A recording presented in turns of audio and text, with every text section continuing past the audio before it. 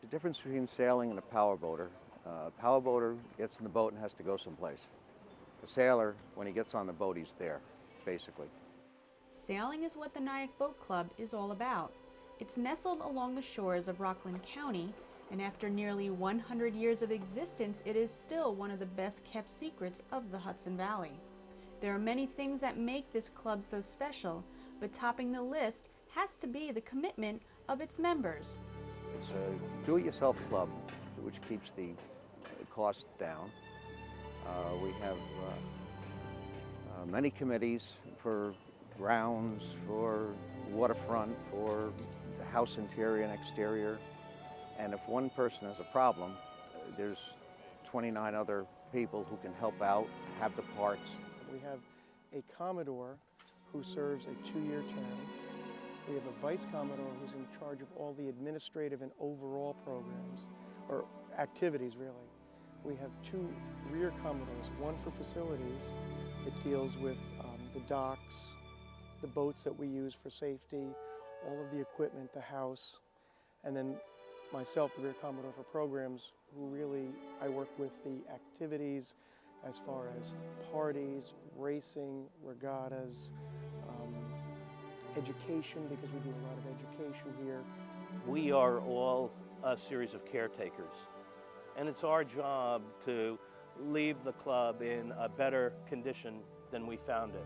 The Nyack Boat Club is made up of fleets, and a fleet is comprised of a specific sailboat design. There is the cruising fleet, the ensign, the laser, the lightning, the sonar, and the thistle. And the mission of these fleets is competition. Every Sunday, members of the club head out into the Hudson for a very competitive day of sailing. With sails up, the boats begin to experience the wind conditions, both on a downward tack and upward tack, all to figure out exactly where the wind is. And we've got compasses and tactical calculators on board that we're going to set based on the wind conditions. Those instruments are going to tell us what's our angle, our degree heading upwind on starboard, and what's our degree heading upwind on port. And we're going to get all that together before we get to the starting line. So even before the start of the race, all boats are zigzagging across the water, vying for that prime starting position as they attempt to capture that wind. When there's 5, 6, 7, 8, 9, 10 boats, that's very exhilarating because there's a lot of activity at the starting line. At the starting line is where all those boats are going to be together at one point. And they may not necessarily be all together at one point any other time during the race, except perhaps at other pins on the racing course. But you can always count on a lot of excitement at the start because we're going to be going at, for what for us is, warp speed.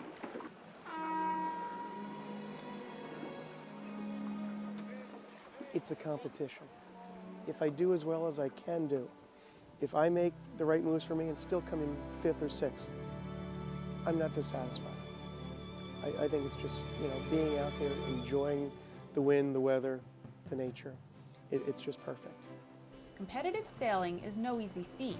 The idea is to get ahead of your fellow racer, stealing their wind.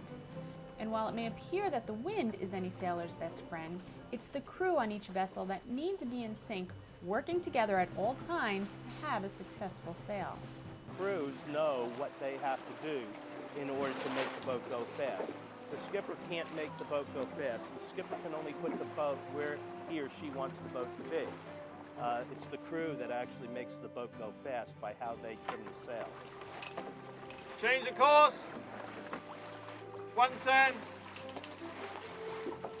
110 degrees. 110, change of course. Correct.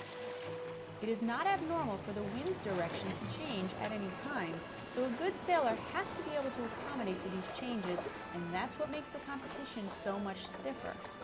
Then, when the boats begin to head downwind, the spinnakers go up, and it's this big, colorful balloon sail that swallows up so much more wind, allowing the boat to push through the current with much more speed and strength.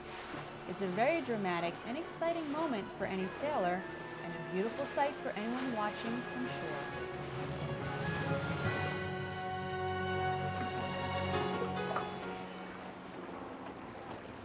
It's, absolutely fantastic place.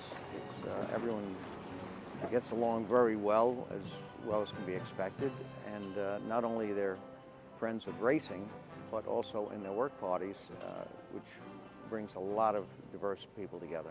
You know, it's just a nice place to be. Getting together with a group of people, competitively sailing, and there are times when voices get a little bit raised on the water when you're too close to someone at a mark rounding, coming in afterward, talking about it with a glass of wine, a beer, or soda or water, whatever, and just going over what happened during the day. And sometimes we have a tendency to embellish just a little bit, but it's, I don't know, it's just a great, it's almost indescribable.